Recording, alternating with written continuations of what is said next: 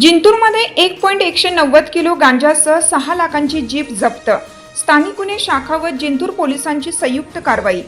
परभणी जिल्ह्याचे पोलीस अधीक्षक पंकज कुमावत व पोलीस उपाधीक्षक जीवन बेनीवाल यांच्या मार्गदर्शनाखाली स्थानिक गुन्हे शाखा व जिंतूर पोलिसांनी संयुक्त कारवाई करत जिंतूर येथून 1.190 किलो गांजा व 6 लाख रुपयांची महिंद्रा जीप असा एकूण 6,29,750 रुपयांचा मुद्देमाल जप्त केला. या प्रकरणी जिंतूर पोलीस ठाण्यात NDPS ॲक्ट 1985 अंतर्गत कलम 20(ब)(2)(ब)(22) प्रमाणे गुन्हा दाखल करण्यात आला आहे.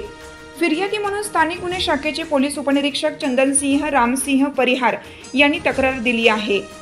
पोलिसांनी दिलेल्या माहितीनुसार दिनांक 14 मे 2026 रोजी सायंकाळी 6:15 सुमारास जिंतूर येथील जिल्हा परिषद शाळेच्या मैदान परिसरात आरोपी अभिजित उर्फ बिल्ली सुभाष राठोड हा विनापरवाना गांजा बाळगून विक्रीच्या उद्देशाने आला होता.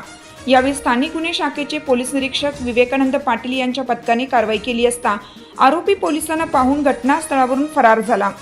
या कारवाईत एका पांढऱ्या रंगाच्या पिशवीत हिरवट रंगाचा पाला, काड्या व बिया मिश्रित उग्र वासाचा 1.190 किलो गांजा किंमत 29,750 रुपये तसेच महिंद्रा कंपनीची करड्या रंगाची जीप क्रमांक MS46 AU 2229 किंमत 6 लाख रुपये असा मुद्देमाल जप्त करण्यात आला. ही कारवाई स्थानिक गुन्हे शाखेचे पोलीस उपनिरीक्षक चंदनसिंह परिहार, पोलीस हवालदार सिद्धेश्वर साठे, मुकेश बुधवंत, पांडुरंग तुपसुंदर, माणिक डुकरे, नामदेव डुबे, राम पोळ, थडवे सहाणे तसेच जिंतूर पोलीस स्टेशनचे पोलीस निरीक्षक गजेंद्र सरोदे, सहाय्यक पोलीस निरीक्षक जाधव यांच्या पथकाने केली.